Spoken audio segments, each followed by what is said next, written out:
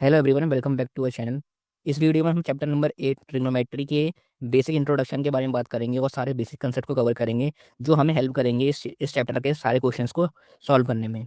Start करते हैं इस वीडियो को। इस वीडियो में स्टार्ट करने के टाइम पे हम पहले बता देता हूँ कि किस किस कंसेप्ट को हमें समझना है। सबसे पहले तो वर्ड ट्रिग्नोमेट्री के बारे में समझ लेते हैं। ये ट्रिग्नोमेट्री वर्ड हमें क्या समझाना चाहता है। सबसे पहले कोई भी चैप्टर अगर हमें स्टार्ट करना है या पढ़ना है तो उसके नाम के बारे में हमें डिटेल में पता होना चाहिए कि नाम इस चैप्टर का पढ़ा क्यों। क्योंकि ट्रिग्नोमेट्री चैप्टर हमारा सिलेबस में पहली बार इंट्रोड्यूस हुआ है तो पहले इसके नेम को ही डिकोड कर लेते हैं। ये ट्रिग्नोमेट्री चैप्टर 3 वर्ड से मिलकर बना है। एक है ट्री, एक है गॉन और एक है मेट्रो। ट्री का मतलब होता है ट्री, गॉन का मतलब होता है फिगर या साइड, और मेट्रो का मतलब होता है मीजर। यानी कि इस चैप्टर में हम 3 साइड वाली फिगर्स को मीजर करना सीखेंगे। और 3 साइड वाली फिगर कौन सी होती है, बेसिकली हम वो जानते हैं, पढ़ते हुए हैं आज तक, उसका वो है ट्राइंगल। ट्राइंगल भी कई तरीके के होते हैं, लेकिन हम बेसिकली इस चैप्टर में एक राइट एंगल ट्राइंगल के बारे में सब कुछ डिटेल में पढ़ने वाले हैं। ठीक है। तो अगर हमें ट्रिग्नोमेट्री पढ़नी है या ट्रिग्नोमेट्री बहुत अच्छे से समझना है तो उसके बेसिक कंसेप्ट में कुछ चीज़ें जिन पर हमें बहुत ज़्यादा ध्यान देना है। तो अगर आप ट्रिग्नोमेट्री पढ़ना शुरू कर रहे हो तो ट्रिग्नोमेट्री में सबसे पहले आपको उसके रेशियोज और ट्रिग्नोमेट्री आइडेंटिटीज, इनके बारे में सबसे अच्छी और बहुत ही बेसिक जानकारी तो आपके पास होनी ही चाहिए। स्टार्ट करते हैं इस वीडियो में रेशियोज से। ट्रिग्नोमेट्रिक रेशियोज कितने टाइप के होते हैं? बेसिकली ट्रिग्नोमेट्रिक रेशियोज 6 टाइप्स के होते हैं, जिसके बारे में आपके सिलेबस में गिवन है। और ये होते भी 6 ही हैं। आज तक जब से ट्रिग्नोमेट्री इंट्रोड्यूस हुई है, ना तो इसमें कोई ऐड हुआ है एक रेशियो, ना ही कोई रेशियो इसमें से घटा है। तो कितनी कमाल की बात है। समझते हैं इस चैप्टर को और डिटेल में। 6 जो रेशियोज हैं उसमें से सबसे पहला रेशियो है साइन थीटा का। फिर साइन थीटा के बाद अगला रेशियो जो आपको इस चैप्टर में याद रखना है वो है कॉस थीटा का। तीसरा रेशियो जो हमारा होगा टेन थीटा का। ये 3 फंडामेंटल रेशियोज हैं, सबसे बेसिक रेशियो, जिसके आधार पर ही बाकी सारे रेशियोज बनेंगे। 3 रेशियोज समझ में आए। 3 रेशियोज के बाद बाकी 3 रेशियोज जो होंगे वो इन्हीं मेन रेशियोज से निकलेंगे। जैसे साइन थीटा का अगर आप रिवर्स करते हो या फिर रेसिप्रोकल करते हो तो 1/sin थीटा जो इक्वल किसके होगा, कोसेक थीटा के। ये है हमारा फोर्थ रेशियो। कोसेक थीटा को भी अगर आप रेसिप्रोकल करते हो तो 1/cos theta which is equals to sec square theta, sec theta sorry. Next क्या है हमारे पास, टेन थीटा। टेन थीटा को भी अगर आप रेसिप्रोकल करोगे 1/tan थीटा तो वो किसके इक्वल होगा, कॉट थीटा के। बात आई समझ में। अब ये तो रेशियोज की बात थी। अभी हम रेशियोज पढ़ क्यों रहे हैं, क्या काम है इसका। तो मैंने स्टार्टिंग में बताया था चैप्टर के कि चैप्टर के स्टार्टिंग में हम ट्राइंगल के बारे में बात करने वाले हैं। और ट्राइंगल भी कौन सा, राइट एंगल ट्राइंगल। ठीक है। और राइट एंगल ट्राइंगल में हम पढ़ते हुए आ रहे हैं कि ये जो परपेंडिकुलर, ये जो हमारी साइड है ये वाली, इसे हम परपेंडिकुलर कहते हैं। परपेंडिकुलर यानी कि पी। और ये वाली जो साइड है, इस वाली साइड को हम क्या बोलते हैं, आज तक हम ये समझते हुए आए हैं कि इसे क्या बोलते हैं, हाइपोटेनियस। और ये जो साइड बची आखिरी वाली, इसे कहते हैं हम बेस। इसे मैं बी से डिनोट करूंगा। ठीक है। तो ये 3 साइड्स हैं ना, परपेंडिकुलर, हाइपोटेनियस और बेस। इन्हीं में रिलेशंस स्टैब्लिश करने के लिए हम इन रेशियोज को पढ़ेंगे। ठीक है। तो अगर हमें इनके बीच में रेशियो स्टैब्लिश करना है तो एक चीज़ हमें और सीखनी पड़ेगी। सबसे पहले तो इस ट्राइंगल में एक थ्योरम अप्लाई करनी आनी चाहिए हमें। वो थ्योरम है पाइथागोरस थ्योरम। और उस थ्योरम के अकॉर्डिंग जो हाइपोटेनियस का स्क्वायर होता है वो किसके इक्वल होता है, परपेंडिकुलर स्क्वायर प्लस बेस के स्क्वायर के। ये बात समझ में आती है। अब नेक्स्ट स्टेप में हम इसमें कंटिन्यू करते हैं कि जो रेशियोज हैं कैसे स्टैब्लिश हो सकते हैं इनके बीच में। एक बात समझ में आ जानी चाहिए कि 1/sin थीटा का जो वैल्यू है वो क्या निकल के आती है, कोसेक थीटा। 1/cos की वैल्यू क्या निकल के आती है, सेक थीटा। और 1/tan की वैल्यू क्या निकल के आती है, कॉट थीटा। ठीक है। अगर हम 1/cos थीटा को फिर से रिवर्स करते हैं, पहले तो साइन थीटा का रिवर्स करा तो क्या आया, कोसेक थीटा। अगर दोबारा से कोसेक थीटा को आप रिवर्स कर दोगे तो कहाँ पहुंच जाओगे, साइन थीटा पे पहुंच जाओगे। सिमिलरली अगर आप सेक थीटा को भी उल्टा कर दोगे तो वापस कहाँ पे पहुंच जाओगे, जहाँ से स्टार्ट हुआ था, यानी कि कॉस थीटा पे। ऐसे ही अगर कॉट थीटा को दोबारा से उल्टा कर दोगे तो कहाँ पहुंच जाओगे, जहाँ से स्टार्टिंग करी थी। कहाँ स्टार्टिंग करी थी, टेन थीटा से। ठीक है। तो मुद्दे की बात क्या समझ में आती है कि स्टार्टिंग हमने साइन थीटा से करी। साइन थीटा को अगर आप रेसिप्रोकल करते हो तो कहाँ पहुँचते हो, कोसेक थीटा पे। और अगर दोबारा कोसेक थीटा को रिवर्स कर दोगे तो कहाँ पहुँच जाओगे, जहाँ से स्टार्टिंग करी थी। वो स्टार्टिंग कहाँ से करी थी, साइन थीटा से। ऐसा हम सबके साथ कंटिन्यू करेंगे और सबके साथ होता है ये, सारे रेशियोज के साथ। रेशियोज को समझने के लिए एक ट्रिक है, वो ट्रिक नोट कर लो और बहुत अच्छे से समझ लेते हैं उसको भी। ट्रिक है, पंडित बद्री प्रसाद हर हर बोले। ये टेबल बहुत ही ज़्यादा काम आने वाली है इस चैप्टर के सारे क्वेश्चंस को सॉल्व करने के लिए। मेजॉरिटी जो क्वेश्चंस होंगे उन सब में ये कंसेप्ट अप्लाई हो रहा होगा। अब ये अप्लाई कैसे होगा? जो ये पहला स्टेप है हमारा P अपॉन एच, ये इस टेबल के अकॉर्डिंग साइन थीटा पे अप्लाई होगा। ये B अपॉन एच, ये किस पे अप्लाई होगा? ये कॉस थीटा पे अप्लाई होगा। तीसरा जो टेबल का पार्ट है P अपॉन बी, वो किस पे अप्लाई होगा? टेन थीटा पे। अब क्योंकि हम रेशियोज समझ चुके हैं, ये रेशियोज ये तीन ही मेन होते हैं, साइन थीटा, कॉस थीटा और टेन थीटा। तो अगर मैं यहाँ नीचे इसका रेसिप्रोकल देखना चाहूँ तो साइन थीटा का रेसिप्रोकल क्या होता है? साइन थीटा का रेसिप्रोकल होता है कोसेक थीटा। तो पी अपॉन एच अगर साइन थीटा की वैल्यू है तो कोसेक थीटा की वैल्यू क्या होगी? कोसेक थीटा की वैल्यू होगी एच अपॉन पी। सिमिलरली अगर कॉस थीटा की वैल्यू बी अपॉन एच है तो कॉस थीटा का रेसिप्रोकल जो होता है सेक थीटा, तो सेक थीटा की वैल्यू क्या होगी? H upon B. ऐसी अगर टेन थीटा की वैल्यू पी अपॉन बी है तो टेन थीटा का रेसिप्रोकल क्या होता है? Cot theta. तो उसका उसका क्या आंसर मिलेगा हमें रेशियो में? वो आंसर मिलेगा बी अपॉन पी। ठीक है, तो इस टेबल से हमारी बहुत ज़्यादा हेल्प मिल जाएगी क्वेश्चन को सॉल्व करने के लिए। आप इस टेबल को बहुत अच्छे से पढ़ लेना और इस टेबल को अपनी कॉपी में ज़रूर नोट कर लेना। नेक्स्ट मूव करते हैं इसकी फर्दर ब्रांच को डिकोड करने पे। अब जो दूसरी ब्रांच थी हमारी, पहली ब्रांच हमने कवर कर ली। पहली ब्रांच में हमने रेशियोज़ के बारे में सब कुछ पढ़ लिया, जो हमें इस चैप्टर में सबसे ज़्यादा नेसेसरी पड़ेगा। हमने पढ़ा कि कितने रेशियोज़ हैं ट्रिग्नोमेट्री में। ट्रिग्नोमेट्री में टोटल 6 रेशियोज़ हैं। उसके बाद हमने पढ़ा कि जो रेशियोज़ हैं वो रेशियोज़ किस चीज़ के लिए बनाए गए हैं और क्या करते हैं। रेशियोज़ जो राइट एंगल ट्राइंगल में परपेंडिकुलर, बेस, हाइपोटेनियस हैं, उनके बीच में रिलेशन एस्टैब्लिश करने के लिए इन रेशियोज़ का हम इस्तेमाल करते हैं। ये रेशियोज़ कैसे डिसाइड होते हैं, हमें इसके लिए एक टेबल बनाई थी मैंने, जो आपके सामने स्क्रीन पे शो हो रही है। उसके बाद एक बहुत ही इंपॉर्टेंट, बहुत ही छोटी-सी बात है जो बहुत सारे बच्चे इग्नोर कर देते हैं, वो ये है कि जनरली जब हम एक राइट एंगल ट्रायंगल बनाते हैं, तो राइट एंगल ट्रायंगल में ये तो हमारी परपेंडिकुलर बन जाती है, ये हाइपोटेन्यूज बन जाती है, ये बेस बन जाती है। लेकिन जब हम ट्रिग्नोमेट्री पढ़ते हैं ना, तो ट्रिग्नोमेट्री में हमारे पास एक थीटा भी होता है जो डिसाइड करता है कि ट्रायंगल का बेस क्या होने वाला है, परपेंडिकुलर क्या होने वाला है। अगर थीटा बॉटम पे यहाँ है, तो थीटा की सामने वाली साइड क्या बन जाएगी? परपेंडिकुलर। और उसकी जस्ट नीचे वाली साइड क्या बन जाएगी? बेस। और रेस्ट हाइपोटेनियस। हाइपोटेनियस कभी भी चेंज नहीं होगी ट्रायंगल के अंदर, वो एज इट इज़ रहेगी फिक्स। अब सपोज करो कि थीटा अपनी जगह को चेंज कर ले, वो यहाँ से ना होकर के वो ऊपर की तरफ शिफ्ट हो जाए और यहाँ पे अपनी स्पेस वो स्टैब्लिश कर ले। तो दोबारा से अब वही हम कंसेप्ट फॉलो करेंगे। थीटा के सामने वाली साइड क्या कहलाएगी? उसका परपेंडिकुलर। तो ये जो बेस पुराने वाले ट्राइंगल में था वो अब क्या कहलाएगा? अब वो परपेंडिकुलर कहलाएगा। ठीक है, तो ये क्या बन जाएगा हमारा? परपेंडिकुलर। और ये बेस, लेकिन हाइपोटेनस अभी भी वही रहेगी। बात आई समझ में? ये थी एक बहुत छोटी-सी बात जिसमें हम कन्फ्यूज़ हो जाते हैं बहुत सारे बच्चे, और बहुत बेसिक बेसिक क्वेश्चन को सॉल्व करने में इश्यू आता है फिर। नेक्स्ट कंटिन्यू करते हैं इसकी नेक्स्ट ब्रांच पे। ये पहली ब्रांच थी ट्रिग्नोमेट्री में जो हमें समझनी थी, और आई होप आपको बहुत अच्छे से समझ में आई होगी। अब हम बात करते हैं ट्रिग्नोमेट्रिक आइडेंटिटीज़ पे। ठीक है, जिस तरह से हमने अलजेब्रा की आइडेंटिटीज़ पढ़ी थी, ए प्लस बी का होल स्क्वायर, ए माइनस बी का होल स्क्वायर, उसी तरह से ट्रिग्नोमेट्री के अंदर भी आइडेंटिटीज़ होती हैं जिनको हम अप्लाई करते हैं कुछ प्रूफ्स को एस्टैब्लिश करने के लिए और उसके कॉम्प्लेक्स क्वेश्चन को सॉल्व करने के लिए। तो कितनी आईडीज़ होती हैं? हमने तो अलजेब्रा में बहुत सारी आईडीज़ पढ़ी थी, लेकिन ट्रिग्नोमेट्री में लिमिटेड ही आइडेंटिटीज़ हैं जो आपको 10th क्लास में पढ़नी है। वो हैं सिर्फ़ और सिर्फ 3। जब 11th क्लास में पढ़ोगे तो उसके और भी ज़्यादा आइडेंटिटीज़ खुल जाएँगे आपके लिए, लेकिन आपके 10th क्लास के लिए सिर्फ़ और सिर्फ 3 ही आईडी सिलेबस में रिक्वायर्ड हैं क्वेश्चन सॉल्व करने के लिए। वो 3 आईडी कौन-कौन सी हैं? पहली आईडी जो आपके सिलेबस में गिवन है वो है बहुत ही सिंपल सी, वो है sine square theta plus cos square theta equals to 1। दूसरी आईडी है 1 plus tan square theta equals to sec square theta. Third ID 1 plus cot square theta equals to cosec square theta. अब पहली वाली ID as compare to second और third आसान लग रही है याद करने के लिए, लेकिन सेकंड और थर्ड को याद करने में थोड़ी दिक्कत आ सकती है। अगर आपको ये तीनों याद हो जाएँ तो बहुत अच्छी बात है, लेकिन अगर आपको ये पहली वाली आईडी भी अगर सिर्फ याद हो जाए ना, तो भी हम इन दोनों आईडीज़ को डिराइव कर सकते हैं। अब वो कैसे करेंगे, वो भी बता देता हूँ।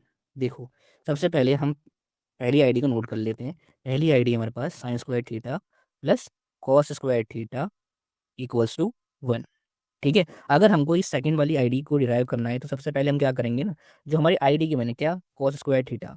अब कॉस स्क्वायर थीटा गिवन है तो उसको पूरे की पूरी इक्वेशन को आप कॉस स्क्वायर थीटा से डिवाइड कर दोगे। किसे डिवाइड कर दोगे? कॉस स्क्वायर थीटा से। अच्छा, अब ये स्टेप करने से पहले आपको एक चीज़ समझ में आ जानी चाहिए कि जब हमने ये रेशियोज़ पढ़े थे, रेशियोज़ वाले पार्ट में हमने ये पढ़ा था कि 1/sin क्या होता है, कोसेक होता है, 1/cos क्या होता है, सेक होता है, 1/tan क्या होता है, कॉट होता है। इसी में ना एक स्पेशल रेशियो बनता है, जिस स्पेशल रेशियो का नाम है, वो स्पेशल रेशियो है हमारा tan थीटा का। किसका? tan थीटा का। अब वो स्पेशल रेशियो कैसे है?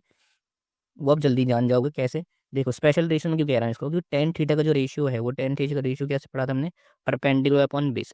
लेकिन इसको हम एक और तरह से नोट कर सकते हैं, वो है sign theta upon cos theta. ऐसा क्यों कह रहा हूँ मैं?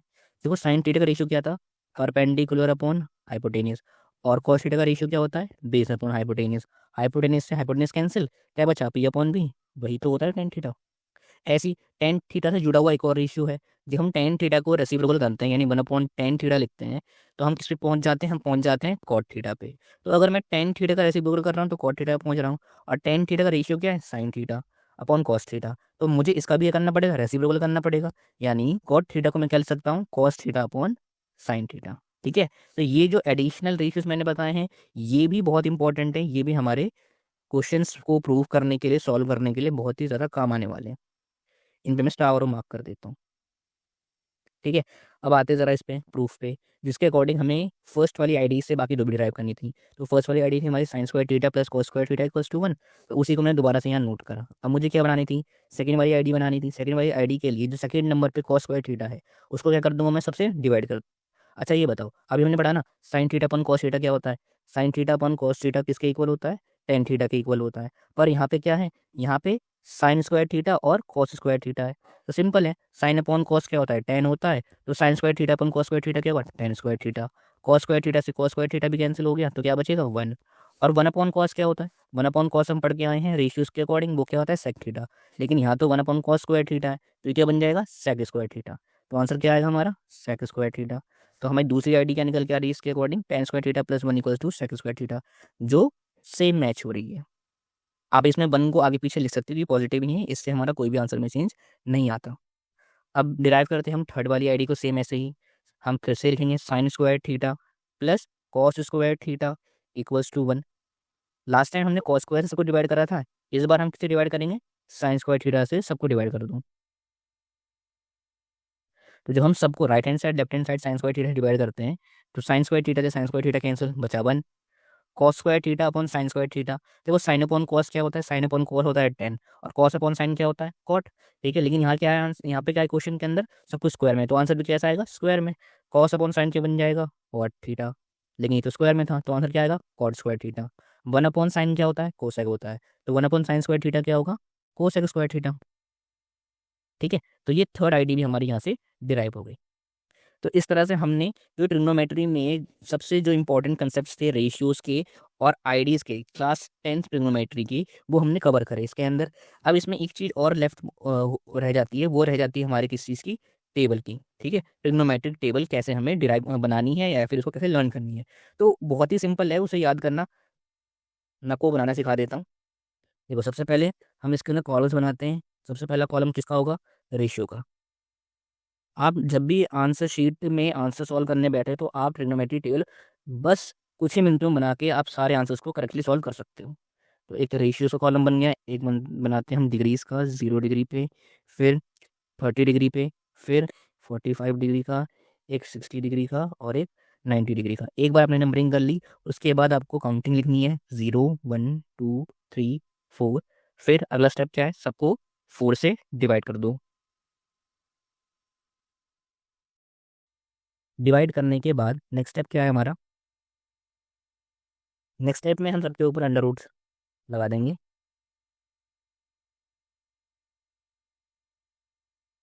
अब सिंपल कैलकुलेशन करनी है। सबसे पहले हम अंदर की वैल्यूज़ को सॉल्व करेंगे। जैसे 0/4 क्या होता है, 0 को अगर 4 से डिवाइड करेंगे तो आंसर क्या आएगा, 0। फिर ये जो आंसर आया उसका हम क्या निकालेंगे, अंडर रूट। तो 0 को 4 से डिवाइड करा तो आंसर आएगा 0, और 0 का अंडर रूट क्या होता है, 0। अब ऐसे ही 1 और 4 तो आपस में डिवाइड नहीं हो सकते, अलग अलग टेबल में आते हैं। तो 1 का अंडर रूट क्या होता है, 1, और 4 का अंडर रूट क्या होता है, 4 का अंडर रूट होता है 2। ऐसे ही अब शिफ्ट होते हैं अगली वाली पे। अगले वाले में 2 और 4 ये तो सॉल्व हो सकते हैं, 2 1 ज़ा 2, 2 2 ज़ा 4, 1/2 आया। 1 का अंडर रूट क्या होता है, 1, और 2 का अंडर रूट पॉइंट्स में आता है, तो इसलिए हमको सॉल्व नहीं करेंगे, हम ऐसे ही 1/√2 लिख देंगे। नेक्स्ट वाली डिग्री पे आते हैं, नेक्स्ट वाली डिग्री यानी 60 की डिग्री पे आते हैं।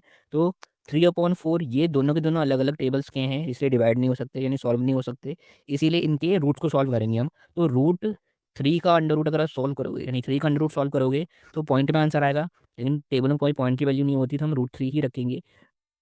फिर डिनोमिनेटर में 4 का अंडर रूट सॉल्व करेंगे, 4 का अंडर रूट क्या होता है 2। ऐसे ही अगला जो है, अगला क्या है 4/4, 4/4 तो सॉल्व हो सकता है यानी 1/1, और 1/1 क्या होता है 1 होता है। तो अगर आप 1 का अंडर रूट निकालोगे तो 1 का अंडर रूट क्या होता है, वो होता है 1। ठीक है, तो अब ये जो वैल्यूज आई ना हमारी 0, 1/2, 1/√2, √3/2 और 1, ये किसके रेशियोज आए हमारे पास, वैल्यूज आई, ये आई हमारी साइन थीटा रेशियोज की सारी ट्रिग्नोमेट्रिक वैल्यूज जो टेबल में लिखी हुई है। आप इसको क्रॉस चेक भी कर सकते हो अपने बुक में से, एग्जैक्ट वही रेशियोज हैं ये। ठीक है, फिर साइन थीटा के बाद जो अगला जो मेन रेशियो है वो कौन सा हमारा, कॉस थीटा का। अब कॉस थीटा के आपको कोई भी ऐसी कैलकुलेशन करने की कोई भी जरूरत नहीं, जस्ट आपको इंटरचेंज करनी है सारी वैल्यूज को। मतलब यानी ये जो लास्ट में 1 लिखा है उसको सबसे पहले लिख दो, फिर √3/2 लिख दो, फिर 1/√2, फिर 1/2 और लास्ट में 0। ठीक है, तो हमने कॉस थीटा की भी टेबल बना ली। अब कॉस थीटा के बाद हम किस पे आएंगे, कॉस थीटा के बाद हमारे पास जो मेन ट्रिग्नोमेट्रिक फंक्शन है वो है हमारा टेन थीटा स्पेशल रेशियो। ठीक है, अब टेन थीटा का स्पेशल रेशियो है तो उसका स्पेशल फॉर्मूला लगाना पड़ेगा, जो मैंने क्या बताया था कि tan theta is equals to sine theta upon cos theta. तो इसीलिए क्योंकि हमारे टेबल में मेरे पास साइन थीटा की वैल्यूज भी हैं और कॉस थीटा की वैल्यूज भी हैं, और ये क्या हो रही है आपस में डिवाइड हो रही है। तो टेबल के अंदर भी साइन थीटा की सारी वैल्यूज को और कॉस थीटा की वैल्यूज को आपस में डिवाइड करेंगे। तो अगर मैं 0 को डिवाइड करता हूँ 1 से तो आंसर क्या आएगा मेरा, 0 आएगा। 1/2 को √3/2 से डिवाइड करूंगा तो ये 2 से ये वाला 2 कैंसिल, क्या बचेगा 1/√3। तो 1030 की वैल्यू क्या आई हमारे पास 1/√3। सिमिलरली 1045 में भी √2 से √2 कैंसिल हो जाएगा तो क्या वैल्यू आएगी 1, और 2 से ये 2 कैंसिल आया तो क्या बचेगा √3/1, जिसे हम √3 लिख सकते हैं। अच्छा, अब 1/0 क्या होगा, देखो एक बात ध्यान रखनी है, किसी भी नंबर के अगर डिनोमिनेटर में 0 आ जाए तो हमारा आंसर हमेशा क्या आएगा, इन्फिनाइट आएगा। लेकिन अगर न्यूमरेटर में 0 हो, न्यूमरेटर में 0 हो तो हमारा आंसर 0 आता है, डिनोमिनेटर में 0 हो तो आंसर कैसा आता है, आंसर आता है नॉट डिफाइंड, जिसे हम इन्फिनाइट बोलेंगे इस चैप्टर में। ठीक है, तो इसीलिए हमारा यहाँ पे क्या आंसर आएगा, आंसर आएगा हमारा इन्फिनाइट, या फिर आप नॉट डिफाइंड लिख सकते हो।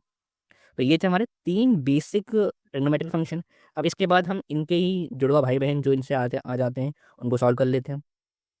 तो साइन का उल्टा, अगर साइन का रेसिप्रोकल करते हैं तो क्या आता है, कोसेक आता है ना, तो कोसेक की रेशियोज लिख लेते हैं। अब ये तो पता ही हमें कि अगर हमें साइन से कोसेक बनाना है तो साइन को उल्टा करना पड़ेगा, यानी 1/sin थीटा लिखना पड़ेगा, तभी हम कोसेक थीटा पे पहुंचेंगे। तो इसीलिए हम इसकी जितनी भी वैल्यूज होंगी ना साइन की, उन सबको क्या कर देंगे, रेसिप्रोकल कर देंगे यानी उल्टा कर देंगे। तो 0 का उल्टा, देखो 0 के नीचे 1 है, ठीक है, रेसिप्रोकल करोगे तो क्या बन जाएगा 1/0, और किसी भी नंबर के डिनोमिनेटर में 0 आ जाए तो आंसर क्या आएगा हमारा, इन्फिनाइट में। अच्छा, sin 30 की वैल्यू कितनी थी, sin 30 की वैल्यू है 1/2, तो 1/2 का उल्टा करोगे तो क्या बन जाएगा 2/1, तो उसको मैं क्या लिख सकता हूँ 2 लिख सकता हूँ। ऐसे ही 1/√2 को उल्टा करोगे तो क्या बन जाएगा √2 बन जाएगा। √3/2 को उल्टा करोगे क्या बन जाएगा 2/√3। अच्छा, ये जो sin 90 की वैल्यू है, sin 90 क्या है हमारे पास 1, तो ये तो 1/1 है, 1/1 को उल्टा करोगे तो दोबारा से क्या आ जाएगा 1 ही आ जाएगा। ठीक है, आई होप यहाँ तक कि आपकी टेबल जो बनी है, हमारे यहाँ तक जो टेबल बनी है आपको समझ में आई होगी कैसे कैसे इनकी वैल्यूज़ कैलकुलेट हुई हैं। अच्छा, इस तरह से हम 4 रेशियोज़ को बहुत ही आराम से सॉल्व करना सीख गए हैं, इनकी ट्रिग्नोमेट्रिक वैल्यूज़ भी कैलकुलेट करना सीख गए हैं। अब सिर्फ 2 रेशियोज़ बचते हैं जो कॉस और टेन के ऊपर बेस्ड हैं। तो कॉस का अगर आप रिवर्स करोगे यानी रेसिप्रोकल करोगे तो क्या निकल के आएगा हमारे पास, 1/cos इक्वल होता है सेक थीटा के। तो यहाँ पे सेक थीटा का रेशियो कैलकुलेट होगा। अब सेक थीटा तो रिलेटेड किससे है, डायरेक्टली कॉस से, तो कॉस की वैल्यूज़ को उल्टा कर देते हैं। कॉस की वैल्यूज़ को यानी 1 का उल्टा क्या होगा 1 ही होगा। √3/2 का उल्टा क्या होगा 2/√3, 2/√3। ऐसे ही 1/√2 किसके इक्वल होगा, इसका रेसिप्रोकल यानी √2। आगे 1/2 है, 1/2 का रेसिप्रोकल करोगे क्या आएगा 2/1, जो क्या होगा 2। अच्छा, 0 का रेसिप्रोकल करना है, ये है 0/1, तो 1 का 0/1 का रेसिप्रोकल करोगे तो वो क्या बन जाएगा 1/0, और 1/0 यानी डिनोमिनेटर में 0, तो आंसर नॉट डिफाइंड यानी कि इन्फिनाइट। अब एक चीज़ आपने नोटिस करी होगी, जिस तरह से हम साइन की वैल्यूज़ से कॉस की वैल्यू निकाल रहे थे इंटरचेंज करके, 1 को आगे, फिर √3/2, फिर 1/2 इधर, फिर 1/2 यहाँ पे, और 0 को एंड में। इसी तरह से जब हम कॉस सेक और सेक में देखते हैं तो इनके बीच में वही रिलेशन है। ठीक है, देखो यहाँ पे इन्फिनाइट है, देखो वो लास्ट में पहुँच गया। ठीक है, और 2 यहाँ पे आ गया, √2 अपनी जगह पे ही है, 2/√3 वो इंटरचेंज होके सबसे आगे पहुँच गया, और जो लास्ट में 1 था वो सबसे आगे वाली वैल्यू बन गई थी। क्रिस क्रॉस वाली जो फीचर था, इनका कैरेक्टरिस्टिक्स था साइन और कॉस के बीच में, वो फॉलो किसके बीच में हो रहा है, कोसेक और सेक के बीच में भी। ठीक है, अब बात करते हैं जो हमारा लास्ट रेशियो है, वो लास्ट रेशियो किस चीज़ का बचता है हमारे पास, कॉट थीटा का। वो कॉट थीटा कैसे आता है, 1/tan थीटा। अब या तो आप tan थीटा का उल्टा कर दो, या फिर क्योंकि मैंने स्पेशल रेशियो बोला था इसको, तो स्पेशल रेशियो में tan थीटा का कॉम्प्लीमेंट्री यानी tan थीटा के साथ जो चलता है एक रेशियो कॉट थीटा, वो भी काउंट करवाया था, क्योंकि tan थीटा का उल्टा होता है कॉट थीटा। तो अगर tan theta sine upon cos है तो कॉट थीटा क्या होगा, cos theta upon sine theta. तो अगर आपके पास tan थीटा की वैल्यूज़ हैं sign theta upon cos theta, तो आप tan थीटा की वैल्यूज़ को उल्टा करके कॉट थीटा की वैल्यू कैलकुलेट कर सकते हो। और अगर आपके पास मान लो tan थीटा की वैल्यूज़ नहीं है, तो कॉस थीटा को साइन थीटा से डिवाइड कर दो, आपके पास किसकी वैल्यूज़ आ जाएंगी, कॉट थीटा की वैल्यूज़ आ जाएंगी।